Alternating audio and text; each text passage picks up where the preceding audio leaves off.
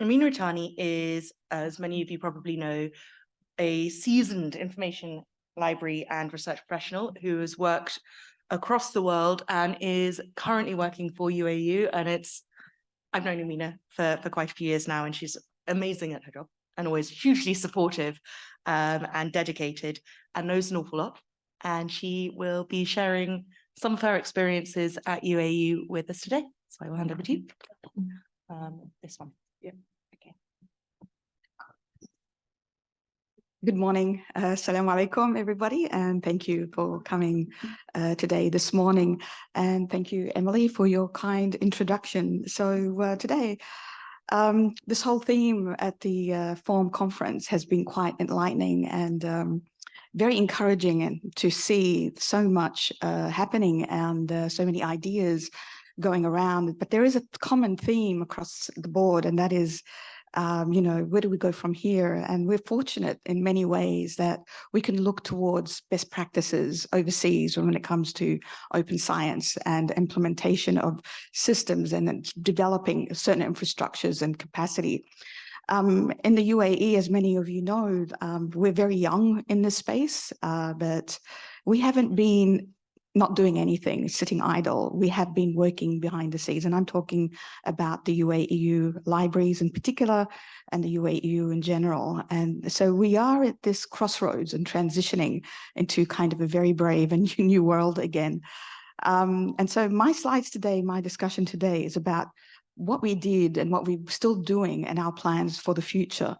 It's a common theme. You probably have seen this across the world, these themes of, different roadmaps, different strategies, there are different adaptations. But in this region, it's very unique. And it definitely was a unique experience for me coming in from the Western side of libraries into traditional Middle Eastern libraries and in the GCC region. It's been quite a journey. And so I'm just going to pass on some of the ideas, and perhaps it could be utilized across the board. So it's a common theme. So my topic today is about empowering knowledge, and it's a very broad area of knowledge. It includes research, it includes things that, top items and services available in libraries and research centers. And how we inspire transformation. So I called it the Library's Manifesto because the common words that are now out there is about road strategy. To me, it's almost like an overused area.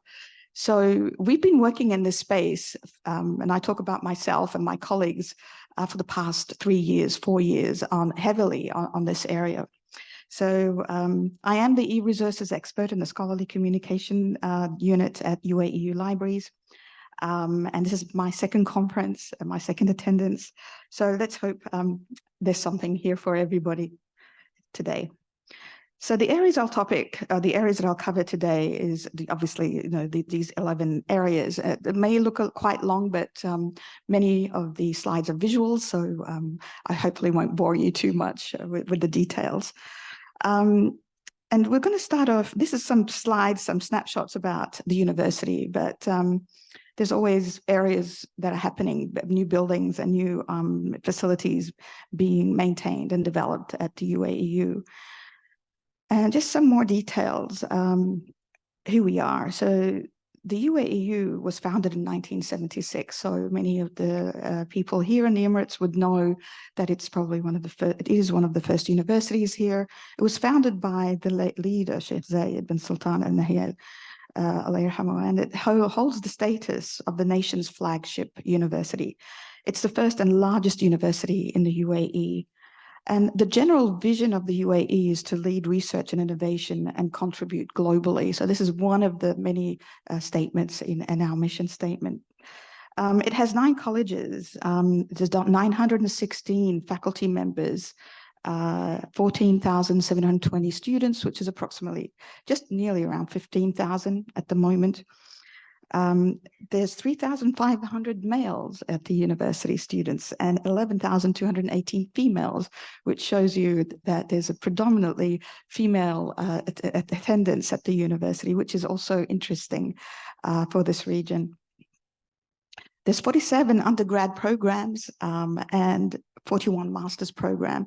This is the last count we have in our annual report, and the master's and doctorate programs are growing significantly. So if we look at in the past 10 years, there's kind of exponential growth in our master's programs and doctorate programs in the at the university, which means there's a changing and shifting landscape on all fronts at the university. And the library is the pulse. So we sense the demand, and we've sensed that we need to evolve and change with the changes and developments at the university as well. So the UAEU mission, again, is just summing up the main points. It's to provide quality education. We want to create research solutions and also support the research workflows and life cycle at the university. We want to promote knowledge and advance the socioeconomic transformation of the nation. So that is kind of the very broad points of the UAEU mission. So the manifesto is only in alignment with UAEU's core mission and values, and I'm talking about the library manifesto. At UAEU Libraries, we envision a dynamic and inclusive intellectual hub that empowers the UAEU community with knowledge, fosters transformative learning experience, and drives innovation, guided by our unwavering commitment to excellence and collaboration and accessibility. So this manifesto sets forth our core values, aspirations and goals in shaping the academic library experience at UAEU. So this is kind of almost a declaration by our librarians and library kind of mission statements at the university. And these are some snapshots. So we are evolving, we are developing new areas within the library, and we are hoping to extend the library capacity for space and creating more student-friendly space to, again, foster more innovation and more collaboration among students and researchers. So probably next year, you'll hear more things happening at the UAEU, and we're looking forward to these changes. Whoops. So the cornerstone, so what constitutes the UAEU Libraries Manifesto? It constitutes 3 pillars. So we're looking at, so again, we kind of broadly put together or group together the main areas for this manifesto. So while they're distinct, they're also interconnected and each reinforcing the other. So when one pillar falls, the other 2 fall together too.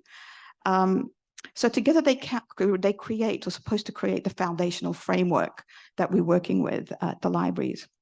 And it's a pivotal role in the academic and research ecosystem, propelling the university towards its strategic objectives and visions. So again, we're kind of grounded now. We've been doing this for a while, so we feel like this is part of us. So what are the 3 pillars? The 3-pillar model includes the key strategic dimensions for us. We're looking at empowering knowledge, so through the facilitation and also enhancement of knowledge, accessibility, utilization of generation within the UAE community. The key components for that is availability, accessibility, diversity, and literacy and technology. The second pillar is inspiring transformation. So we see ourselves as helping in that area. So this pillar is supposed to stimulate progressive change within individuals and institution by nurturing innovation, creativity, and continual learning. And the key components for that is, yes, we do looking at innovation, collaboration, change management, and cultural enrichment. So these are the key components for transforming or inspiring transformation. How we support the missions. So we're working towards a robust support system, ecosystem for the university. So we're looking at laying the foundations properly to empower the research pursuits of the university through strategic service delivery. So not only are we looking at the general traditional services that was provided by universities, but we're looking beyond that, looking into our faculty and now looking at the challenges of each of the 9 colleges, and they're very distinct. And often every college almost has different missions and different motivations. And so the library has to look after all these different motivations and challenges that these colleges and faculty have, along with the students. So we do that by research support, academic alignment, ensuring that we're always aligned with the general academic motivations and missions and values. We're looking at stakeholder collaboration, and that is sometimes very challenging for us, especially during COVID. It was very difficult to actually work towards that. So we had like 2 years of just working behind the scenes. And we're looking at technology integration. And again, that's probably one of the biggest challenges for us. There are too many pieces of technology and moving parts in this space. So just elaborating a little bit more on key components, I won't go into too much detail, but just to give you that in each key component, we talked about empowering knowledge, and the way to do that, we want to improve accessibility. And by that, we're looking at, from a technology aspect, seamless access. So we want to make sure that we have the systems in place to make that user journey as seamless as possible. There are too many obstacles, and open access does help us with doing that. Open science does reduce the impact. So 4 years ago, there was tremendous kind of challenges, especially around COVID. So we're trying to move forward with new pieces of technology. Things have developed much more broadly now. So that is, that's great opportunity for us to just adopt these new changes.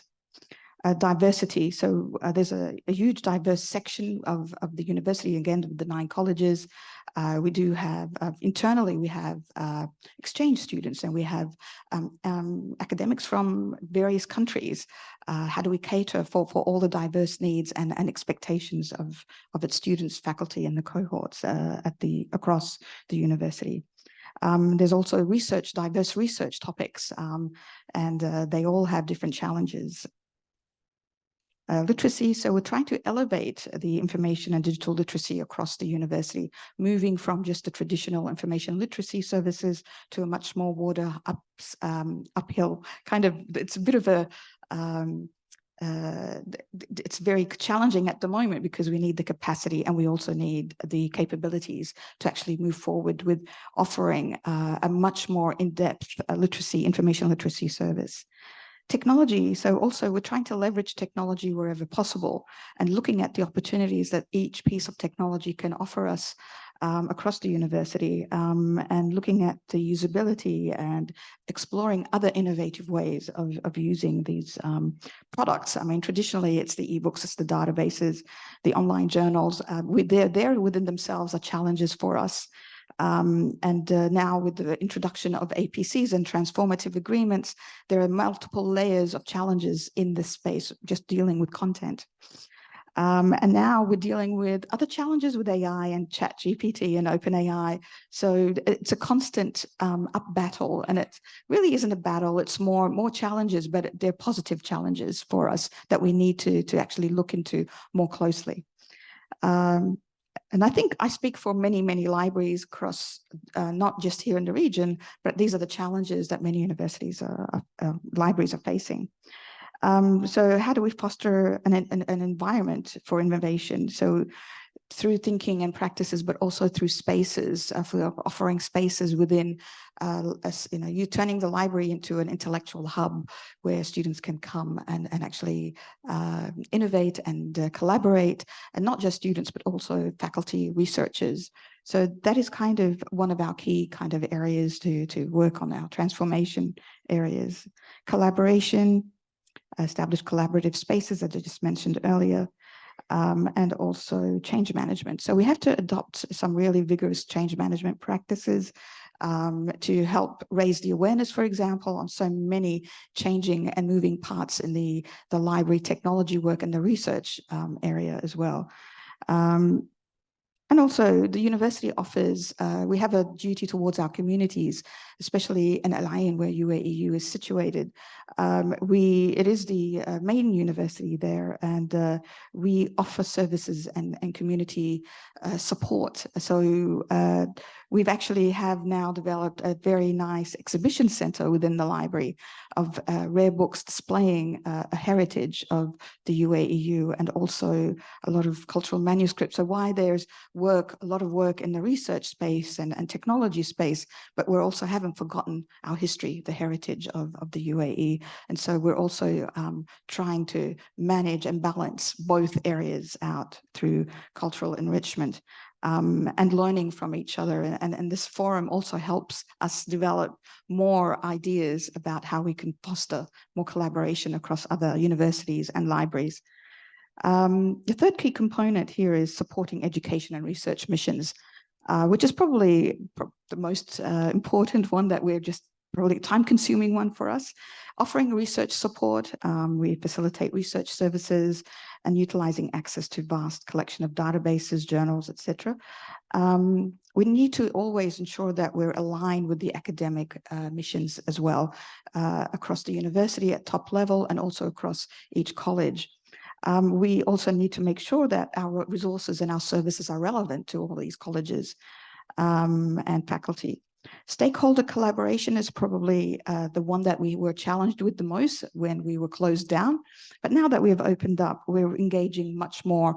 There's more visible activity in that space. We're trying to develop more memorandums of agreements, MOUs across the UAE and abroad. We're trying to enhance our library offerings. Technology integration, adopting new technology is also a challenge for us, and how we utilize and enhance most of the technologies that we already have as well. We need to always ensure that it aligns and propels the academic and research missions of the university.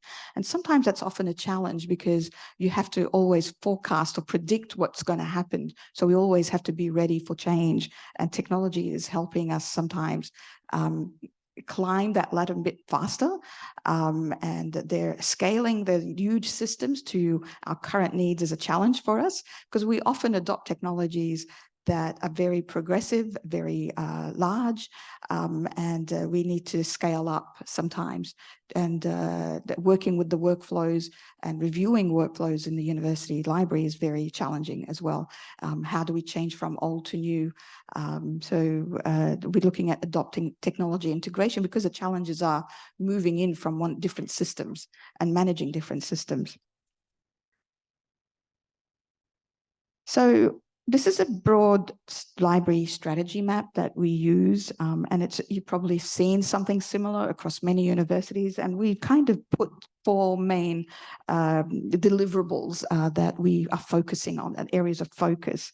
And these are very broad objectives. And the reason I put this here is maybe this is something that many libraries can also utilize in the same sense. So our users our first deliverable is we want to make sure that our content and collections are relevant and they're up to date. So the first objective there is to enhance and ensure that the relevance of our content and collections, and it's always up to date, which sometimes poses a challenge for us, because this is an area that needs constant attention. The other areas provide users with intuitive self-service access anytime, anywhere. And we're talking here about predominantly seamless access, adopting technologies that will make that user journey much more easier, and also making accessibility within the library in the physical sense. We're dealing with a parallel universe in libraries. We have the physical and we have the electronic. And so there's a constant need to manage both areas and balance both areas. Enhance discoverability and engagement with content and collections. And we often hear this ongoing, under the FAIR principles, we have to ensure visibility and discoverability. And to do that, we need a lot of, we need to focus on areas of where we're failing in that space. Our papers, our work showing on the world scale discovery systems. Oh, right. Okay. I better move on very quickly. So these are the 4 strategies. The presentation will be online, so it'll be available to everybody. So our users have, the number 3 is our users have the skills they need to meet their goals, and the library enhances the university's impact and outreach. So again, number 4 is again about research impact and visibility. So I'll move on to the next slide very quickly. And this is just, again, talking about how we prepare ourselves. And the number one thing is that we need to develop capabilities and capacity within the library. Number two is our technology. We need to improve effectiveness of the systems that we have, promote our value to UAEU community and stakeholders, communication and engagement, enhance our partnerships and activate our partnerships so they're not just ink on paper, they're actually actions. Build robust presence and services both physically and digitally, and that is about accessibility and services. So there are ongoing initiatives to improve the internal and external functions and services in the library. And so we kind of have like two quadrants. One is internal, the other is external. And we need to improve on all of those four areas to impact the services side and the external research impact side, etc. So this is just a mud map, and I did use this last year. And this is just a very, very summarized version of the various systems that in our ecosystem in the library we use, and also researchers are potentially using any one of these services. Underlying all this, we have our research information management system that we're trying to kind of turn into our mothership, so to speak, when it comes to the research systems and the ecosystem. And I can go on with more display screens about this. So potentially we have access to many of these products, and the library is always looking at ways to integrate these areas. So you can understand why researchers have fatigue when they go through all these different elements and services online. And so does the library. It is a headache, but it's necessary. We have to work with these things. So we developed a SWOT analysis. And again, we looked very, very broadly. The SWOT analysis can go on a very much longer list, but our strengths is our knowledge base, and that is more to do with our library. Collectively, librarians have a lot of information and knowledge. Okay, very quickly. So we have our weaknesses and strengths. So again, these are very broad points. Sorry, we have to speed up. I have to speed up. And in conclusion, this is with transformation of our library is an ongoing journey, one driven by the aspirations of our UAEU community, the advances in technology, the evolving nature of knowledge itself. So the manifesto and strategy underscores our dedication to remaining at the forefront of these changes. And this is probably something that many libraries have to do as well, not to stay dormant. So thank you for being part of this transformative journey. And any questions and answers. This is how I envision, this is an AI imitation of a university of the future. So that's where we hope we will be. This is where we want to go. Thank you.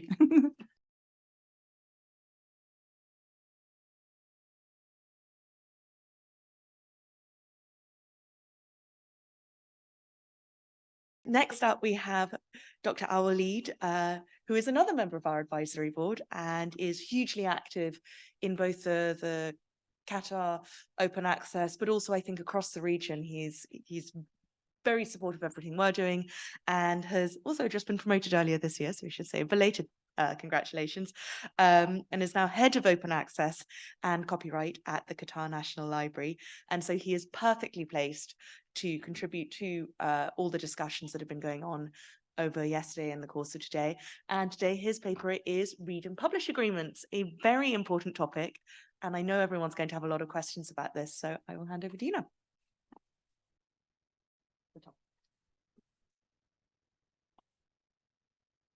Good morning, everybody.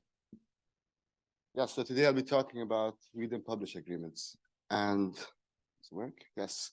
So in this conference, we've been hearing a lot of open science and open scholarship, and I'll be talking just about open access, which is a small part of the whole picture. I've asked this question last year in last year's conference, so I'm going to ask you the same again.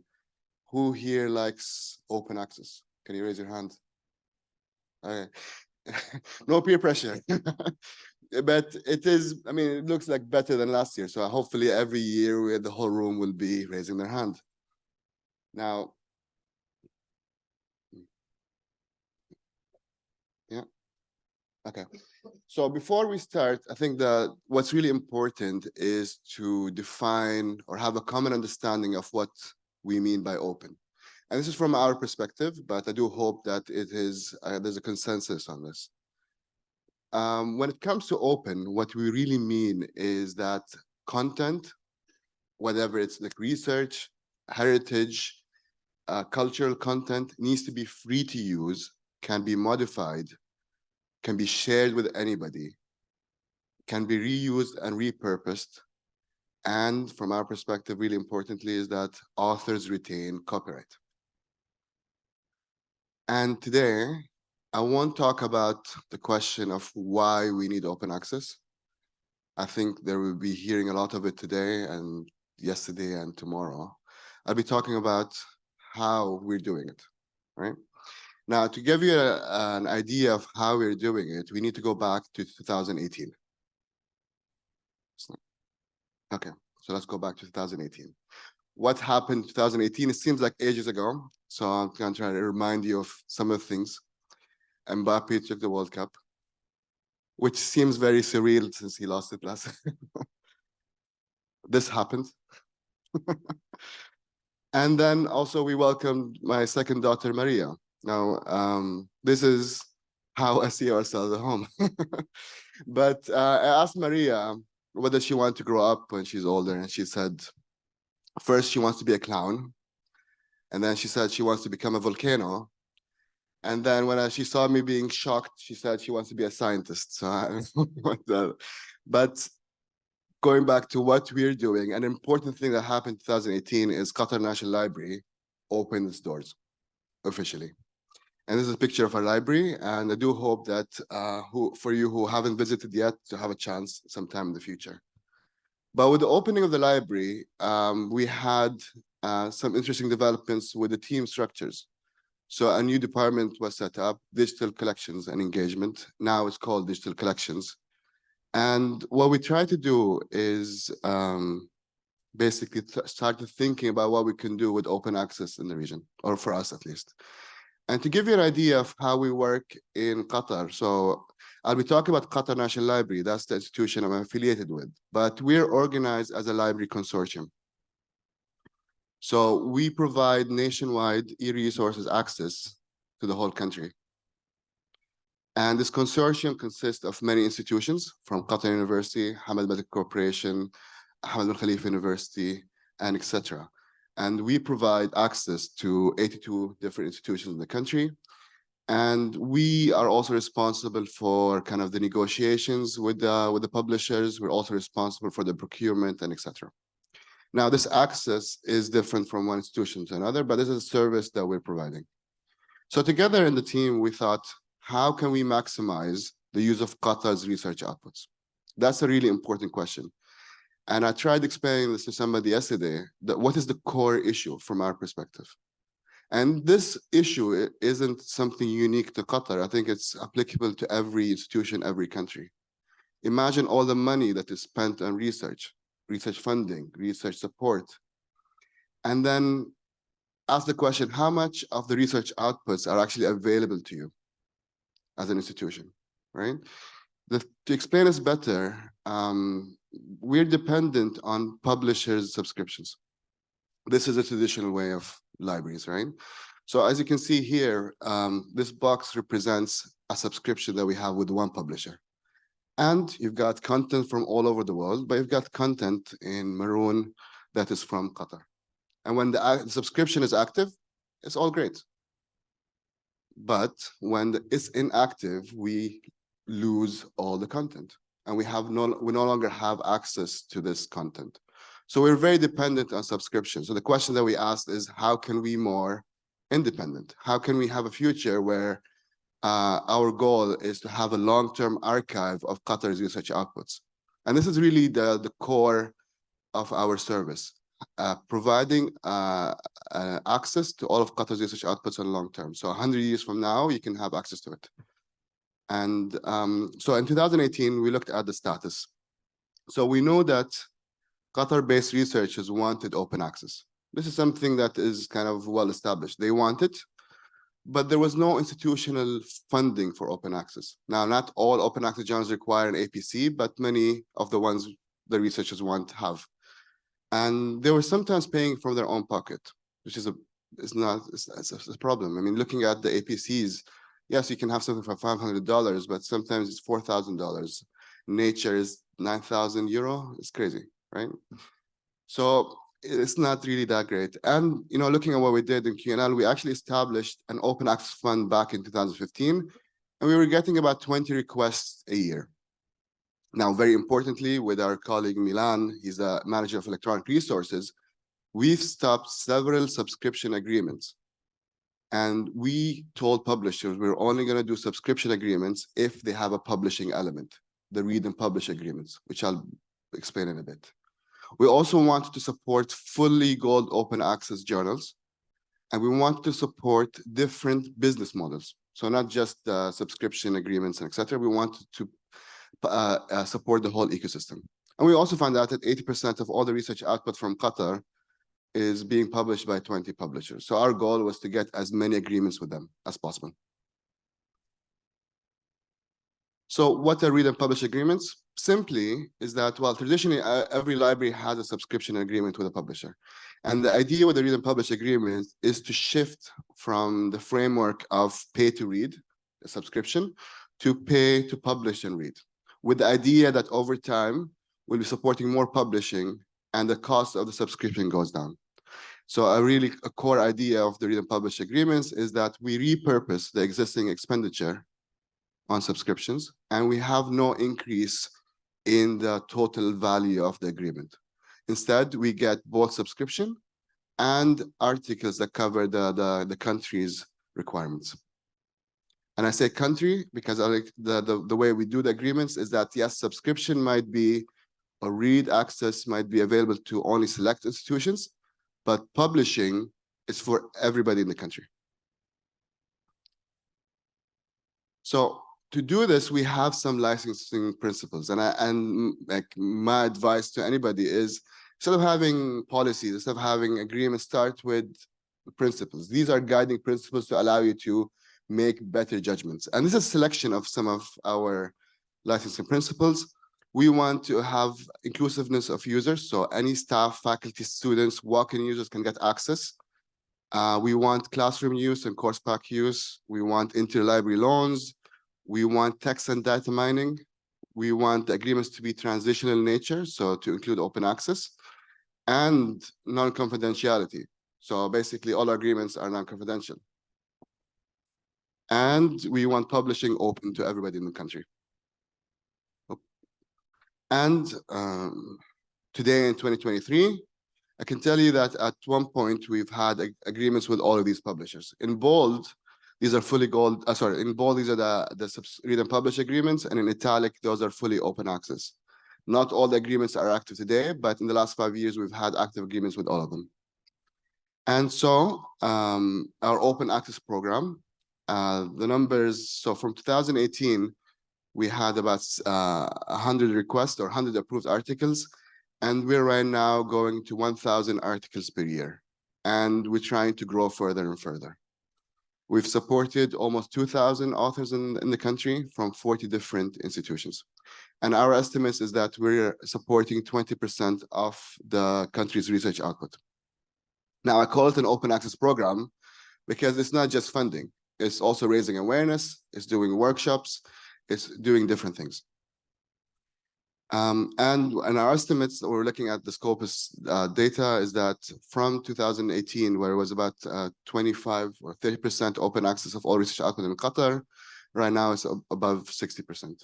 So something is working and we hope to do more.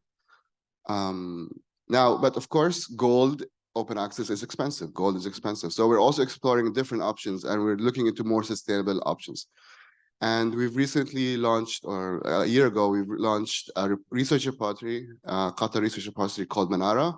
And Manara in Arabic means lighthouse, and it's a way of guiding people as knowledge, and etc. And this platform is powered by Figshare from Digital Science. And the goal of it is to preserve, or to capture, preserve, and provide open access to all of Qatar's research outputs. And the idea is that we would run it with different institutions. So institutions in Qatar, except for Qatar University, don't have research repositories, and we're trying to roll this out to all the different institutions. And we're also trying to get all of the research content from Qatar, that we can make it open access. And it's not just research articles or books, but we welcome all research content, from posters to presentations and etc. And we've also started kind of supporting conference proceedings on there. So today we have 22,000 items with a very positive 100,000 views and downloads. So this is very good. Our goal, we're just in the beginning. Our goal is to capture everything that is published right now, but we also want to go back in time, at least 10 years, and capture everything that's open access and put it in Manara. As I mentioned, our goal is long-term, providing a long-term archive of open access research. And this is just one of it, including, of course, the open access funding. Now, are we happy? And this is how I look in the morning. Maybe this is how I look right now. I'm not sure. Are we happy? Maybe. we can do more, right? So, yes, we have these different read and publish agreements, but it's not exactly where we want to be. So, negotiating these agreements is time-consuming. So I'm going to talk about now the issues. So, for example, there are no price or terms transparency between agreements from one consortium to another. So we could be getting a price or getting terms different from what the UAE might be getting, and getting different from what Finland might be getting, and etc. So there's no real transparency in the process. And whenever we have a read and publish agreement, we have a number of tokens available. And each publisher treats it differently. So some say, well, if you don't use it, you lose it. And we say, this is no way happening. So there are different ways of how they treat unused credit. And publishers, well, some here, they like to do this, where they say, oh, yeah, you know what? Yes, we did agree 3 years ago on this, but now we're doing something different. So it's a waste of time. We have to renegotiate every time and every time. And publishers are introducing sometimes new terms. Some are crazy, some make no sense, some are sensical. But like one example is that one of the publishers is thinking of adding something to do with AI, whether the content can be used for AI or not. So there's a lot of, we have to keep up to pace with what's going on. And when it comes to the publish agreements, yes, you should do it, but when publishers give you numbers, they're not always correct, right? So the forecast of the tokens might be overestimated, they might be underestimated. And one of the things we are suffering from is that many of the agreements that we have right now are based on forecasts from publications from 2021. So after COVID, everybody was at home, publishing, writing, and then there was a huge jump in. So it's not the best way to do the forecast. So there's always these issues. Again, one of the issues that we have is open access is not equal. Not all open access is open access. Let me explain. So with open access, you have different licensing terms, the Creative Commons licenses. And authors beware, and librarians beware. Read all the publishers' agreements, ask for them. Because even if it says open access on the title, it's not really that. We found out that some of the CC-BY non-commercial and the CC-BY non-derivative are asking for the rights for the works. So basically, with a non-commercial, it means that only the publisher can actually make commercial use out of it, which is against what we're trying to do. Also, free access is not the same as open access. During COVID, one publisher said, you know what? We have this nice offer for you. We'll make all the articles free. Anything related to COVID is free. And we said, no, we still wanted to make it open access, because free access means it's free now, but doesn't mean it's free in a year or two. And it's not open access. You can't really change a lot of the content. And again, also each publisher with the agreement has their own workflow. And navigating these workflows are a nightmare. So some have platforms, some don't, some have email communications. Some don't recognize that you're, so I said that every author in Qatar can publish, but some of the agreements don't recognize them for the email domain. So there's a lot of technical issues, and the author journey is different from one publisher to another. It's very confusing for authors. So what's next? Well, I said we're not really that happy. I mean, we're still in the beginning. There's a lot for us to do. We need to improve cost sharing between consortium members. We need to work on improving agreements with publishers. The goal is to have a win-win with a publisher. So communication with the publisher, explaining to them what we want, what they want is key. We need to assess the surface criteria. We need to look at what we call the APCs in the wild. So if we stop the service today, we still saw that many authors are publishing. So they're paying from their own pocket, from their institutions. So we need to know where the money is coming from. And the idea is to centralize it in one place. And we want to improve self-archiving practices because green open access is the way, open access policies. And more importantly, we need to look at the impact. And one example of a very positive impact, this is just a book that we supported earlier this year. It was published in March, and it had today 110,000 downloads since, I don't know, 7 months, 8 months. So very positive, and we need to look more at examples, understand what is the impact of open access and what we're doing. Now, I'm talking to you today and telling you the story of what we did with Qatar National Library. But what I would like is ask you to reach out to us. We want to share more. I only have 15 minutes, maybe less than a minute now, but we want to share more. We want to talk more. We can even share agreements, they're non-confidential. We want to know what you're doing, and we want to see more consortia in the region. We can tell you what is our experience, and we want to support more open access. So reach out to us, and we'll be more than happy to discuss. And with that, I'd like to thank you for your attention, and I'd like to thank Emily and the organizers, because I think without this conference, we wouldn't be all in one room together. And I think this is really a great achievement. So thank you so much.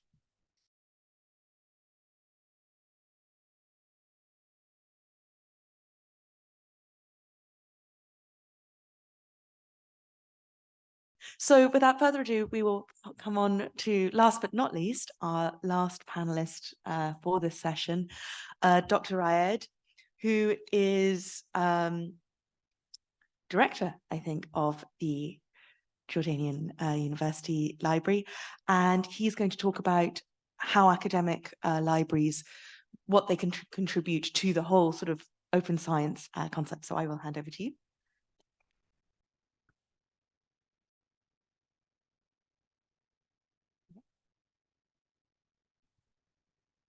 Assalamu alaikum wa rahmatullah. Good morning, everybody. Thank you, Emily, and organizer for this opportunity. Today, I will be talking or give highlights about academic libraries' role in open science era. I'm the library director at Jordan University of Science and Technology. Well, talking about libraries and academic libraries, as you witnessed yesterday, there are debates about the library role, the needs of library, or whether the libraries will vanish, or even one of the distinguished keynote speakers yesterday mentioned about if anybody still goes to libraries, or I still, from library perspective, as a library director, I still believe that libraries can still play a significant and centric role when supporting research and education, even in the open access or open science era. Talking about libraries, we can talk about the libraries as a collection of resources, either printed or the electronics collections. Although printed collections are suffering right now, even the statistics of loans, library loans are dropping down due to the e-content. We can talk the library as a building or space, libraries nowadays avail space for interactive activities, for 3D printings as well, for computer labs, for tools. We can talk about libraries as a function in the organization, as a organization of information. And libraries are according to their location, their organization, still considered as the organization of information. We can also talk about library and service as supporting the context of organization, talking about research center libraries, the contents, the statistics, the research data. Academic libraries play a kind of similar and different role as well. In specific, talking about academic libraries, as you all know, academic libraries traditionally rule was to maintain publications. Started with printed publication, then tend to avail digital content or publications hand by hand. Also, academic libraries need to be more creative, more innovative to meet the dynamic role of academic excellent teaching, learning, and research. Academic libraries are the gateway. It's a bidirectional gateway. It helps researchers and the faculty members and students as well to access content outside their institutions, and they play the same role vice versa when they avail access for partners and peers from outside the institution to the content available as a publication of them from their own institutions. Open science, we all talk about open science. The UNESCO recommendation clarified the open science as the spectrum of open science component. Open science, for myself, I consider open science as practices rather than specific or single topic. So the aim of open science to make scientific research from all fields accessible to every one, to benefits of the scientists and society as well. And this is, of course, benefits the SDGs goals, benefit scientists themselves, societies, and all the way.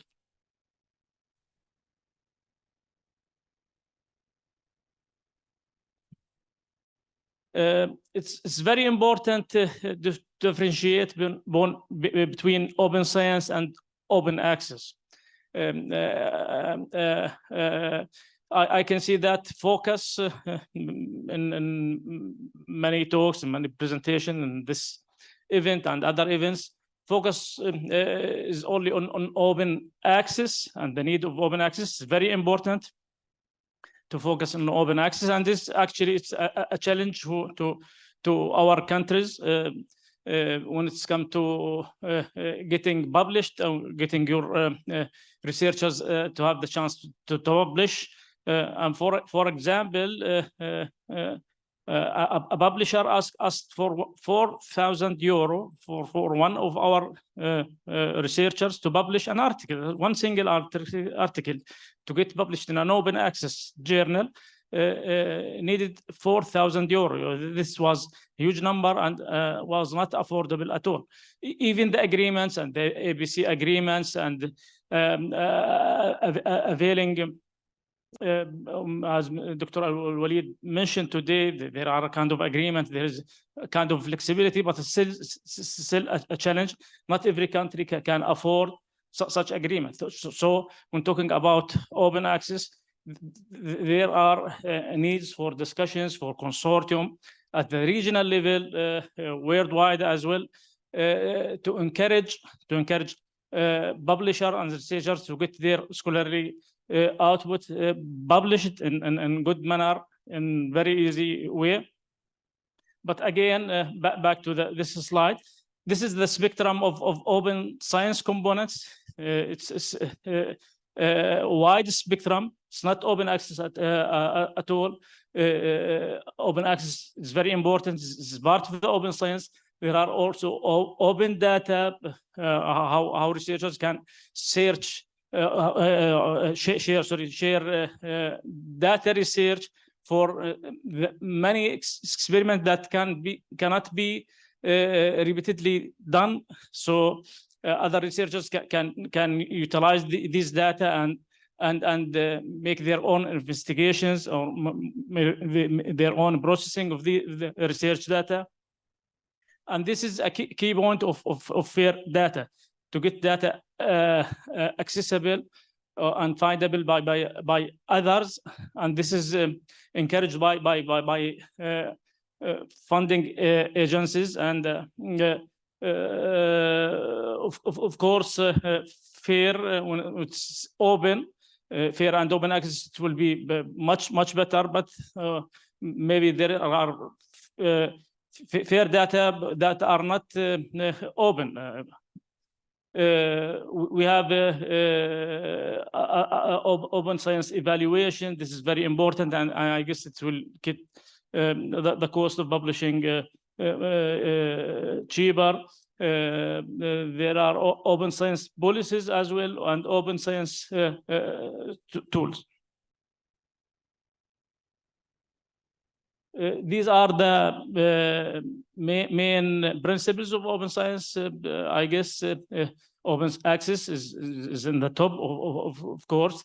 There are also open data, open source. There will be a session on open source tools and software, open methodology, open peer reviewer, and open educational resources. Okay. Academic libraries actually, without planning for this, already became involved in the aspect of a new environment. And I mean the open science environment. Libraries are promoting open access, and we all believe in open access and promoting this issue.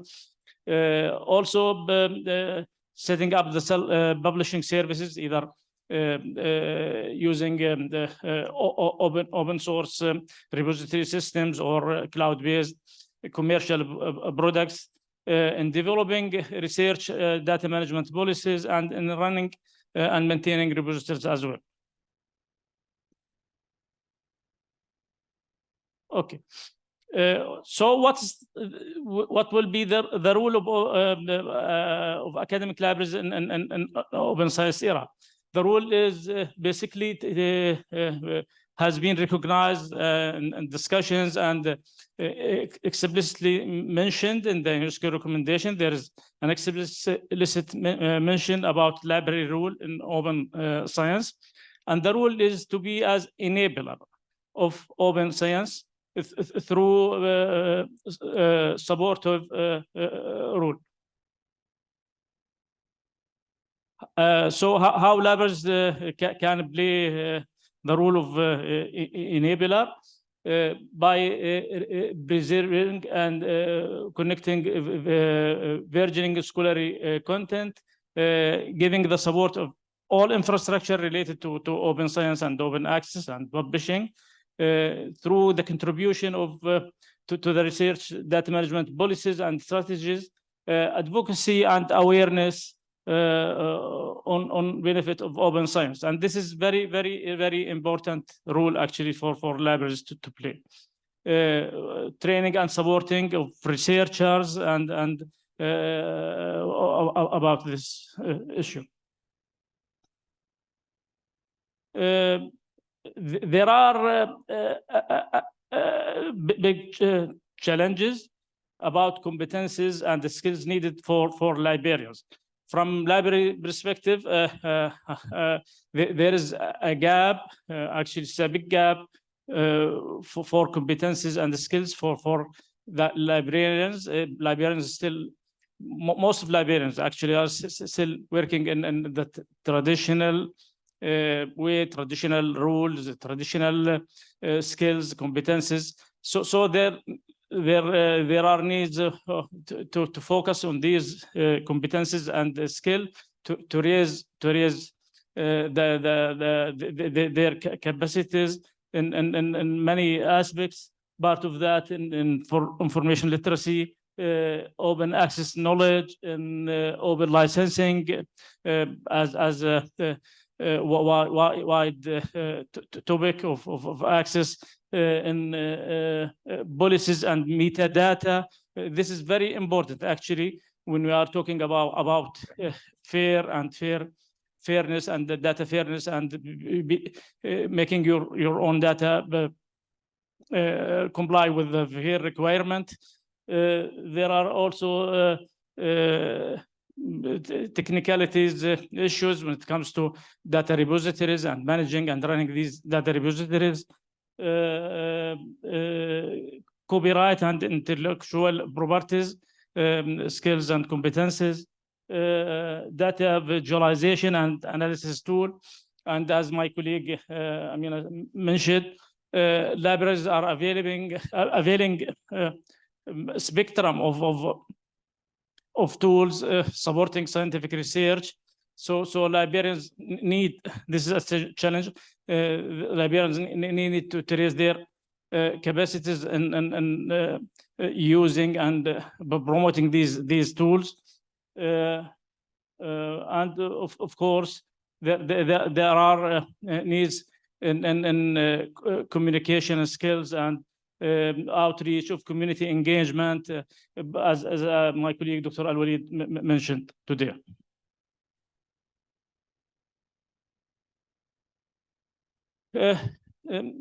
Actually, there are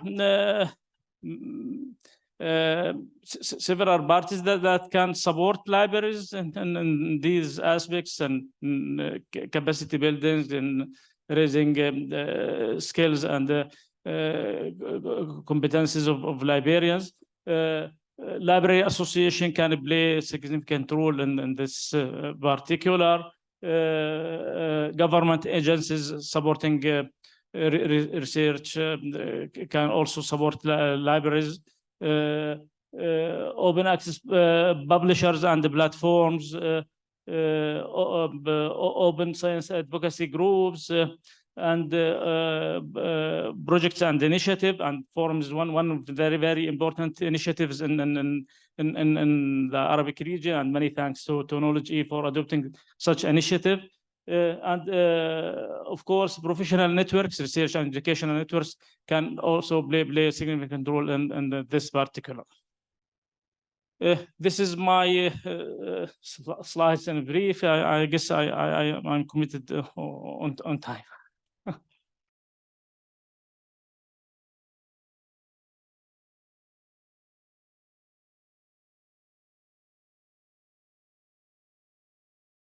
So I think we'll all agree that was a really rich and thought-provoking panel, and I particularly like it when serendipitously, despite, you never know how it's going to work out when you look at abstracts, when papers really do speak to each other and the presentations, merge nicely, and also on a personal level. This is exactly, again, what we wanted. It's all practical, actionable insights. I'm sure all of us can take this information away and apply it straight away in our own workplaces. So we are doing Q&A. We will be trying, with any luck, to alternate between one question from the room and then one question from my colleague Nahil. She's chairing the online Q&A. So hands up, who has a question? Thanks to everyone for the very informative sessions. And I do have one question to Dr. Al-Walid, actually. I'm curious, since QNL is very advanced when it comes to adopting transformative agreement and open access agreements in general. Do you have any plans in implementing or adopting some sort of a platform to manage the APCs, such as invoicing, acceptance, provision? do you have a preference? Are you doing some sort of pilot in the meantime? Because I'd be very curious, given that different publishers, as you kindly mentioned, they have different workflows, and all of that can take a lot of admin work. I know that you try to optimize your workflows as much as possible, so that will be very interesting to share. Thank you. You have to flip it up. Yeah, thank you for the question. So, that sound right? Yeah. Okay, yes. So ideally, yes, we would like to have a platform. Right now, it's very basic, but functional right now. So basically, our workflow, we have a ticketing service based on Zendesk. So people submit a ticket. Our team, there's 2 administrators who are full-time administrators for the service. They capture all our information. We have a database. But yes, as you mentioned, or I also mentioned that with all the different publishing workflows, it's very difficult for us. At the moment, we have basically guidelines for each publisher. At one point, we would be interested into seeing whether there'll be a one platform to serve them all, and we're looking into third-party commercial solutions. But of course, that comes with a budget. So we're looking also for the most optimum, the most effective. And from our struggles, it's not really navigating. I mean, I would be honest, one of the biggest issues is the procurement part. So if a solution can help us with the procurement and the payment, that's also good. So that's not necessarily all of the workflow. So we can pick and choose, but we're looking into third-party solutions. And a positive from all the chaos with the workflows is that many companies have seen this opportunity to set up solutions. So there are companies out there. Next question from in the room. Yes, please, Kesh. Good morning. My question is to Dr. Walid. Thank you for the excellent presentation. You mentioned that you are giving priority for the gold open access journals. So my question is, when you consider hybrid gold open access, is there any difference in the terms of read and publish agreements? Because the reason is that in hybrid gold, double dipping happens mainly. So when you consider hybrid gold, what's the difference? So maybe to clarify, we don't give a preference to one model over the other. We still believe that authors are the ones who make the choice. We just help them make the right choices. So with read and publish agreements, we have so many.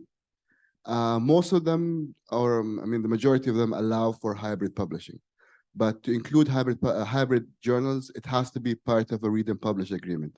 And what we're looking for is a transition in cost. So the idea is that moving forward, the price of the subscription goes down based on the number of articles Qatar produces. So that's basically the transition.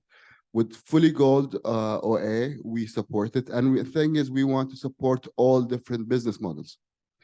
And for gold, our preference is, or at least just to clarify this, is that as long as it's on the directory of open access journals, we support it. You had a question, yes. Thank you very much. Again, the question is for Dr. Walid. Yeah, sorry for the other guys. My question actually is a compound question. It concerns what worries me actually is that the publishers are trying to make the gold open access the default. And what is really worrying, and I wonder as someone who negotiates these agreements, is the profit margins. Because actually what is happening now is we are shifting the barriers to access to barriers to participation. Maybe Qatar National Library has the money to pay for the APCs, but with this new model becoming the default, a lot of countries, a lot of researchers will be eliminated from the scholarly publishing ecosystem. So as someone who negotiates the agreement, is this worry of profit margins not coming up continuously as you negotiate this? The second question, as National Library has the open access funding fund, do you maintain any white lists or black lists or anything so that you guarantee there are no abusers, especially that predatory publishers are getting smarter and able actually to infiltrate even the most knowledgeable of researchers? Thank you. So it's a compound question, yes, with a compound answer. So yes, it is of a concern that the norm has become gold. That's why we're also looking into green publishing, green open access and repository and archiving. I don't know what will the future, because right now it's still like not every country or not every region has adopted read and publish. And as you mentioned, it's difficult, and not every institution or country can do this. Even for us, I showed the picture of all the publishers. In 2020, every library's budget was cut everywhere in the world. And we had to make decisions on which publishers to continue with, which publishers not to continue with. And for the publishers that we stopped subscriptions for, we also stopped publishing for. So it is a concern. The thing is, I think this was some quote, is that, I can't remember who said it, but of the businesses in the world that are not regulated, it's like the petrol, oil, and publishing. So it's like, you would think that open access fees are going down and supply and demand, but it doesn't apply. And so yes, but profit margins, we still think publishers need to make money. Our concern is that the agreements make sense. So we're paying for something that is beneficial for us, that we see value. And with read and publish agreements, if the agreement says we have 200 articles, we have to make sure that we get 200 articles. And if we don't get a 200, there must be a mechanism for us to repurpose the money or get a refund. And to answer your second question quickly is, again, Directory of Open Access Journals, that's our whitelist. We don't maintain a blacklist. We think that authors can make a choice. And again, we make the right choice for them. But sometimes they submit to us, so what looks to be predatory. So it's not on the DOAJ. And what we do is our team, we've been training them to be as if they were DOAJ editors. So we get all the criteria from the DOAJ, and we check each criteria ourselves, and then we have a committee decision. And sometimes like some journals are really good, but they're not on DOAJ. And what we do there is that we reach out to the editor and say, have you submitted the DOAJ? Can you think of doing that? But yes, it's sometimes crazy. Like we even, to one extent, where everything looks fine, we look at the address, and we do Google Earth. And if it's like somewhere like a random house in like Texas or somewhere, we kind of reject it. Before we move on, also, if you are interested in predatory publishing and predatory practices, we are having a workshop on that tomorrow. Also, on either side, do any of our other panelists want to weigh in on either the profit margin question or the predatory question?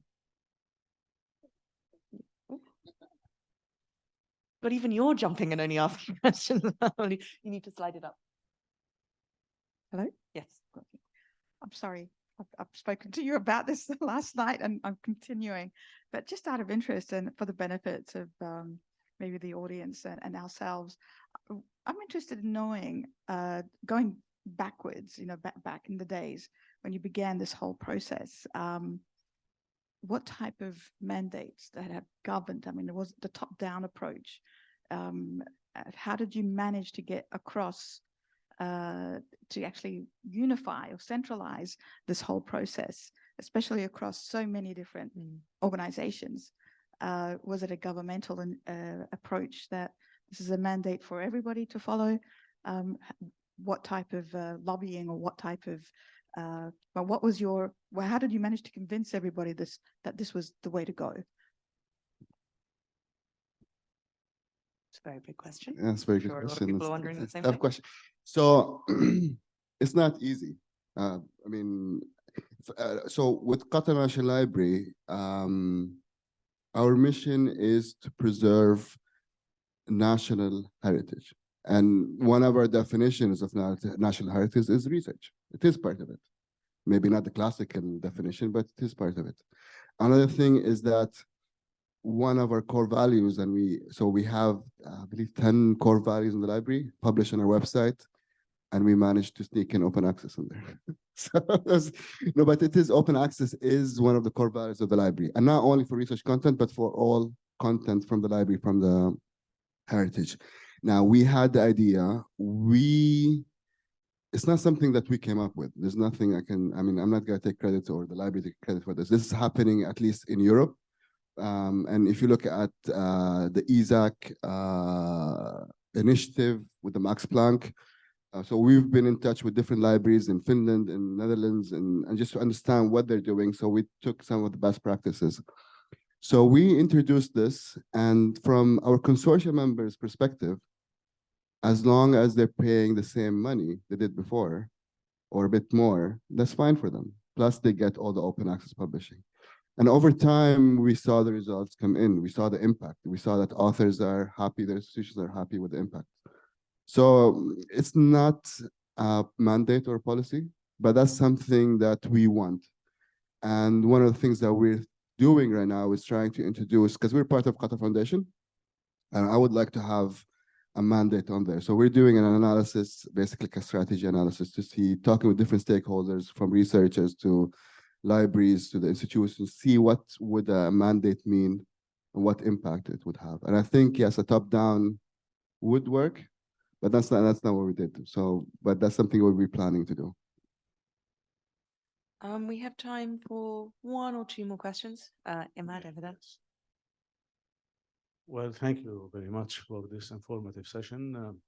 Well, for the last few days, I've been investigating the content and search facilities provided by some repositories that belong to some leading Arab universities, trying to find out their contribution to open access and to SDGs. Actually, none of the 10 leading universities could reply to my question and could satisfy my need. And I had to go to commercial services and databases to find out about open access and SDGs. Although most of these universities, they are part of the impact SDG provided by the Times Higher Education. Why can't I get this information through their repositories? I'm not sure who this is a question for. Was that more of a state? Yes, United or an Arab actual Emirates, question? United Arab Emirates University was one of the repository I visited. Haram alik. No, really. Okay. I think the coin of the repositories, I mean, the SDGs, for example, we have our research information management system. So I think you went into the actual repository, which is predominantly for our electronic thesis and dissertations. So we're still in the process of integrating what's in the repository into our research information management system. But predominantly the information there at the moment is ATDs, our electronic thesis and dissertations. But on the other side, in the research information management, we do have the SDGs. You just missed it. Sorry. Only because we just launched it. It's gone live, but it's connected or integrated with services like Scopus. So the SDG standards are all there. We can generate SDGs. It's mapped to all the papers that we present. Basically, predominantly, it's what's in Scopus. It's mapping to records and data that you probably searched, and it's integrated. So if you go to our portal, you'll see the SDGs quite clearly there for the public to see. But on the back end, we can generate lots of reports about SDGs and more details, and that's an institutional reporting functionality. I don't remember seeing an email from you asking. Sorry, but it is there. Sorry. But I'm not sure about the other institutions. Yeah.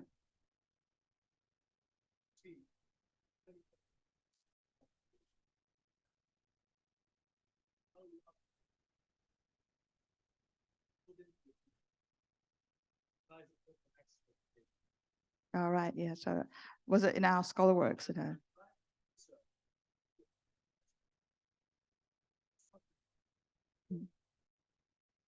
No. So we'll talk in a little bit I more was going detail. to say that might so- be more of a coffee talk break. Yeah, yeah. Rayed. I have a comment about this. I agree with you, Dr. Ahmad, about the weakness of data repositories in the Arabic region to be discovered in a good manner, actually. I know that Athens is working on a project of discovery system to the repositories in the Arabic region. But before that, the repositories themselves need to be set up to be standardized, to be discoverable in a good manner. So there is a work to be done for the data repositories in the Arabic region, a discovery system that works on standards to put the standards of open standards. For example, it will make things much easier. Thank you.